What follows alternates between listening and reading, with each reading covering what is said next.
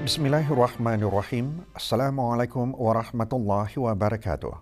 Kebawah Dulia Maha Mulia Paduka Seri Baginda Sultan Haji Hassan Al-Bolkiah Muizzaddin Wad Daulah Ibni Almarhum Sultan Haji Umar Ali Saifuddin Sa'adul Khairuddin Sultan dan Yang di-Pertuan Negara Brunei Darussalam mengadakan keberangkatan tidak berjadual ke Kementerian Hal Ehwal Ugama di Jalan Menteri Besar Kelmarin. Pada keberangkatan tersebut, Kebawah Dulia Maha Mulia bertitah menzahirkan keprihatinan baginda dalam beberapa perkara, antaranya pengintegrasian pelajaran agama ke dalam sistem pendidikan umum dan pengagihan zakat. Mengenai pengintegrasian pelajaran agama, baginda menegaskan bahawa tidak ada sebarang tujuan untuk menghapuskan sekolah agama. Sekolah agama, tegas baginda, adalah rangkaian dari MIB dan salah satu jati diri negara yang dibanggakan.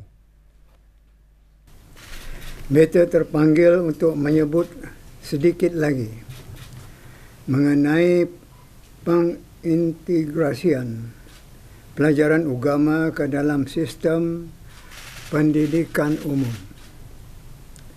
bagi penuntut-penuntut di peringkat pra hingga darjah 3 sekolah agama. Langkah ini adalah semata-mata bertujuan baik untuk penyesuaian supaya tidak terlalu membebankan atau memberatkan kepada penuntut. Kerana jika terus-menerus membebankan atau memberatkan, maka perkara itu dikhawatiri boleh membawa kepada gangguan emosi atau mental. Bukan dimaksudkan pelajaran agama merosakkan mental. Dengan langkah ini, tidak bererti kita menutup pintu untuk menilai dari masa ke semasa akan kesesuaiannya. Malah, kerajaan Beta akan terus-menerus memerhatikan perjalanan atau pelaksanaan sistem ini. Maka untuk itu, Beta amanahkan kepada Kementerian Hal Ehwal Ugama dan Kementerian Pendidikan untuk sama-sama memantau dan membuat penilaian saksama mengenainya. Kebawah Dulia Maha Mulia bertitah menegaskan hasrat baginda agar sekolah agama dikemaskan sistemnya. Sehubungan itu pula, perlu Beta tegaskan bahawa tidak ada sebarang tujuan untuk menghapuskan sekolah agama.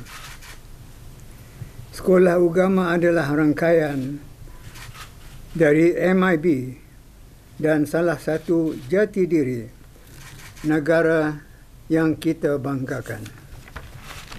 Hanya apa yang Beta mahukan terhadap sekolah agama ialah dikemaskan sistemnya. Ini mustahak disesuaikan mata pelajarannya selaku sekolah rendah. Dikaji, ditimbang dan dihalusi secara profesional. Bukan asal ada atau dibuat secara rambang. Inilah yang Beta mahu lihat berlaku sebagai satu perubahan, kehadapan dan perkembangan yang sempurna. Bukankah ini juga namanya integrasi? Perkara lain yang baginda timbulkan ialah mengenai zakat. Mulai 1 Muharram 1445 bersamaan 19 Julai 2023, bahagian kutipan dan agihan zakat bakas Jabatan Majlis Ugama Islam Kementerian Hal Ehwal Ugama telah pun dinaik taraf menjadi sebuah jabatan yang dinamakan Jabatan Urusan Zakat, Wakaf dan Baitul Mal. Sepatutnya, setelah jadi jabatan, urus tadbir mengenai zakat akan berjalan lebih lancar dan teratur, terutama di bahagian kutipan dan agihan zakat. Beta ingin tahu berapakah jumlah kutipan zakat setakat ini dan berapa pula yang telah diagihkan kepada asnaf-asnaf yang berhak, serta juga bagaimana cara pengagihan dibuat. Adakah semata-mata menunggu pemohon untuk memohon atau ada juga usaha proaktif untuk memantau atau mencari sendiri ahli-ahli asnaf yang berhak menerima zakat? Isu berbangkit tentang permohonan zakat turut disentuh dalam titah baginda. Mengenai asnaf fakir miskin yang memohon, ada kedengaran mereka itu menunggu jawapan sangat lama, sedang mereka memerlukannya segera. Begitu juga asnaf lain seperti Al-Gharimin, ada yang menunggu sampai berbulan atau mengandat tahun untuk mendapat jawapan, sama ada diluluskan permohonan mereka ataupun tidak. Mengapakah begitu lama sekali menunggu? Sepatutnya menunggu lama-lama tidak berbangkit jika dalam tangan sudah sedia ada panduan yang menggariskan kategori mereka yang berhak atau tidak berhak sebagai penerima. Jika ini sudah ada, rasanya tidak lagi berbangkit pemohon menunggu lama-lama atau mesti berulang-alik ke pejabat untuk bertanyakan permohonan mereka. Kebawah Duli Yang Maha Mulia bertitah langkah proaktif untuk memantau atau mencari orang-orang yang berhak menerima zakat adalah sesuatu perkara yang munasabah, memandangkan terdapatnya orang-orang yang mungkin berhalangan untuk tampil memohon kerana sebab-sebab tertentu seperti warga emas yang tidak berupaya untuk memohonnya. Golongan yang tidak tahu bagaimana untuk memohon. Golongan yang tidak tahu adanya Baitul Mal, tempat memohon. Golongan yang tidak ada kemudahan untuk memohon. Golongan yang gagal mendapatkan pertolongan daripada ketua kampung untuk memohon. Semua ini boleh saja berlaku, sama ada disedari ataupun tidak. Kata kita, ketua kampung adalah boleh menolong. Betul, tetapi ada juga berlaku ketua kampung tidak peduli, atau ada anak buah kampung yang memohonkan pertolongan daripada ketua kampung, tetapi ketua kampung mencipta-cipta alasan tidak dapat menolong atau terus-terus sahaja memutuskan bahawa anak buah yang memohon itu tidak layak untuk memohon. Ini biasa berlaku, bukan tidak berlaku.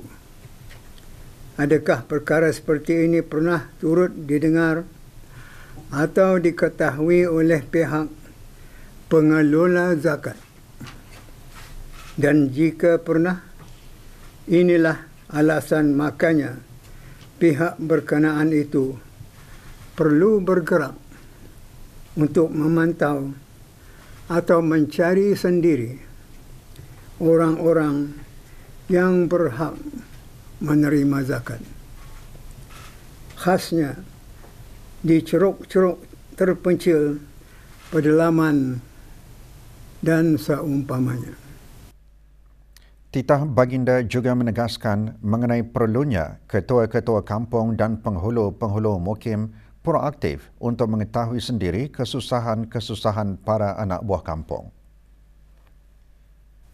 Di samping itu, pihak berkenaan Kementerian Hal Ehwal Dalam Negeri juga perlu mengambil tahu akan tata cara ketua-ketua kampung dan penghulu-penghulu mukim menjalankan tugas untuk kebajikan anak buah kampung masing-masing.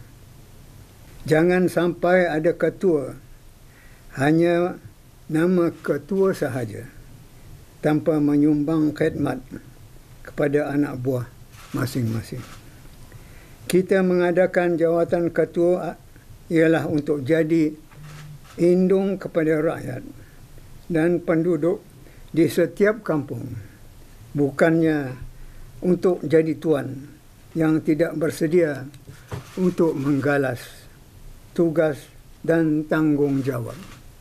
Selaku indung atau ketua, bukanlah tahan-tahan menunggu sahaja, tetapi perlu proaktif untuk mengetahui sendiri kesusahan-kesusahan para anak buah kampung. Inilah namanya amanah untuk ditunaikan, bukan diabaikan. Pada keberangkatan tidak berjadual kemarin ke bawah Duli Maha Mulia Paduka Seri Baginda Sultan dan Yang di-Pertuan Negara Brunei Darussalam berkenan berangkat melawat Sekolah Rendah Pulai. Baginda memulakan keberangkatan di Kementerian Hal Ehwal Agama. Keberangkatan Baginda dijunjung oleh Yang Berhormat Pihin Udana Khatim Datuk Paduka Seri Setia Ustaz Haji Awang Badarudin bin Pengarah Datuk Paduka Haji Awang Osman Menteri Hal Ehwal Agama, Yang Berhormat Pihin Datuk Lela Raja Major Jeneral Bersara Datuk Paduka Seri Haji Awang Halbi bin Haji Muhammad Yusof Menteri di Jabatan Perdana Menteri dan Menteri Pertahanan Kedua, Yang Berhormat Datuk Seri Setia Awang Haji Ahmadin bin Haji Abdul Rahman Menteri Hal Ehwal Dalam Negeri, dan Yang Berhormat Datin Seri Setia Dr. Rodang Haja Romaiza binti Haji Muhammad Saleh Menteri Pendidikan.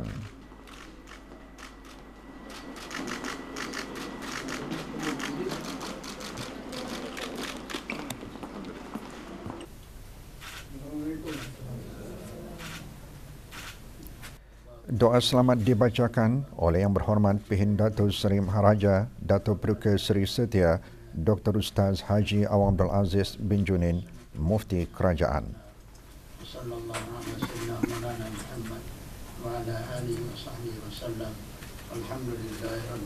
Diikuti dengan sembah alu-aluan oleh Menteri Hal Ehwal Agama.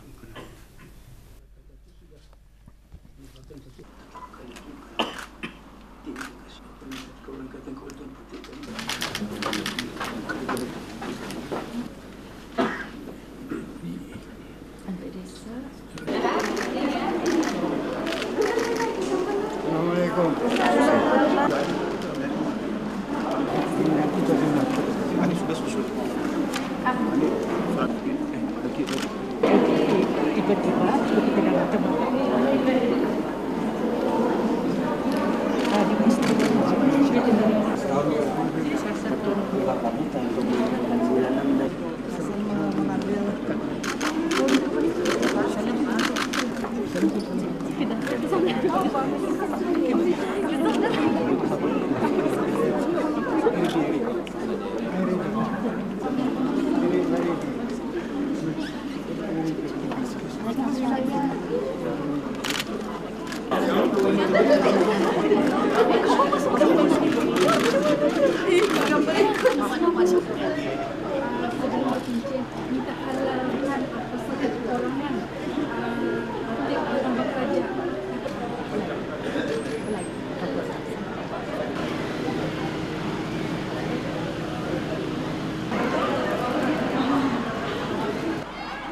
baginda meneruskan keberangkatan dengan meninjau murid-murid sekolah rendah Pulai semasa waktu rehat tengah hari.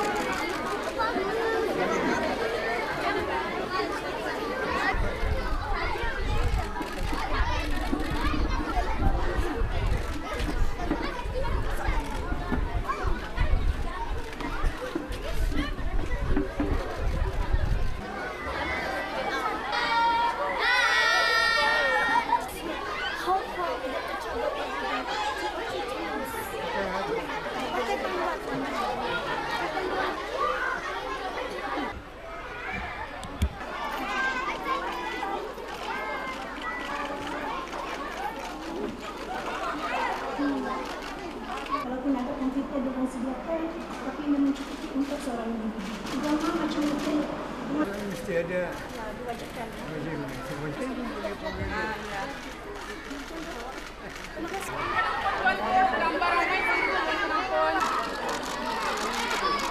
You watch the rugby. You watch the rugby World Cup. Very well.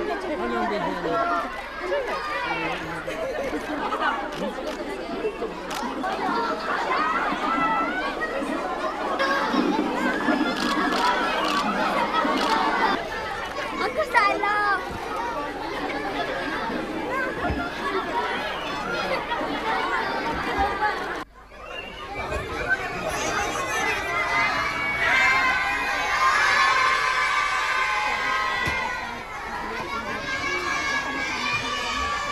Pengintegrasian mata pelajaran agama ke dalam sistem pendidikan umum melibatkan pelajar di peringkat pra hingga darjah 3 agama.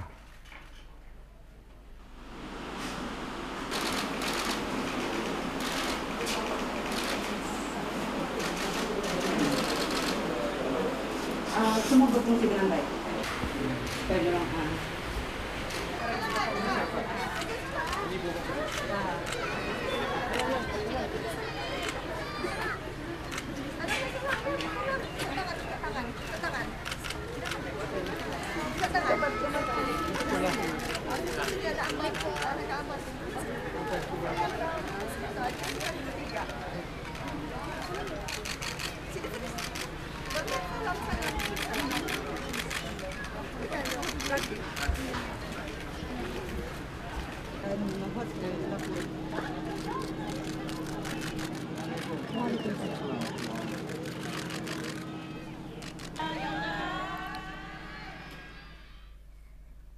Kolej Perniagaan Laksmana LCB menganjurkan Festival LCB Luar Biasa November 2023 selama 3 minggu.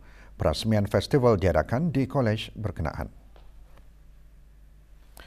Pelancaran festival disempurnakan oleh Datuk Seri Paduka Wang Haji Khairuddin bin Haji Abdul Hamid, Timbalan Menteri Kewangan dan Ekonomi.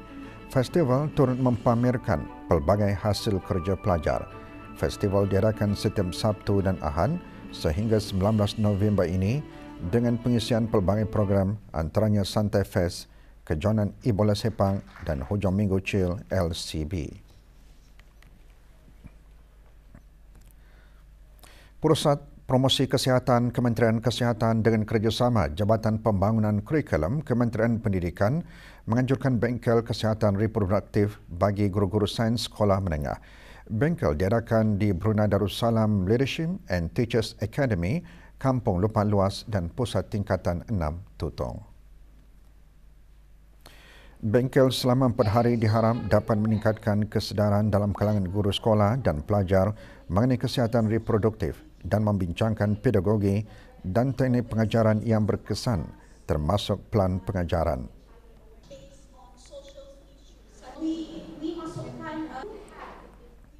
Most important is to make sure that the message that we deliver is correct and of course is accurate supaya the student in the misunderstanding in the future. And plus kesihatan reproduktif ini it's actually important and crucial for the student to know. Separuh jalan di Simpang 40, persimpangan Jalan Sungai Akar kini ditutup sementara bagi membolehkan kerja-kerja mengubah suai simpang untuk pemasangan lampu isyarat.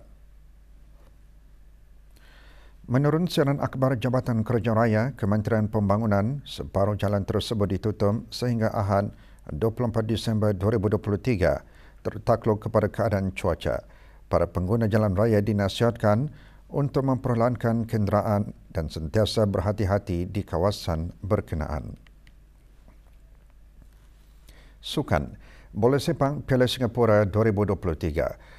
Brunei DP MMFC meneruskan saingan peringkat kumpulan lewat petang kemarin menentang Young Lions. Keputusan perlawanan di Stadium Jalan Besar Singapura itu berkesudahan Brunei DP MMFC menang 1-0 ke atas Young Lions.